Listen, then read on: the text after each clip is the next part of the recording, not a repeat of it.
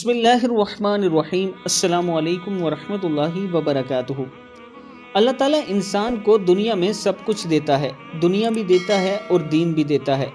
اب کچھ لوگ دین کو چن لیتے ہیں اور کچھ لوگ دولت اور دنیا کو چن لیتے ہیں، لیکن جو لوگ دین کو چنتے ہیں پھر اللہ تعالیٰ ان کو اپنی مقدس جگہوں کی سیر کرواتا ہے، یعنی زیارت کرواتا ہے۔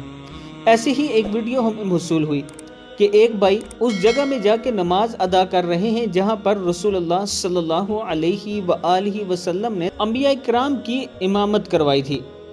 اللہ تعالیٰ نے اس شخص کی قسمت کیا خوب لکھی ہے کہ اسے وہ جگہ نماز کے لیے ملی ہے جہاں پہ نبی اکرم صلی اللہ علیہ وآلہ وسلم خود امام بنے تھے۔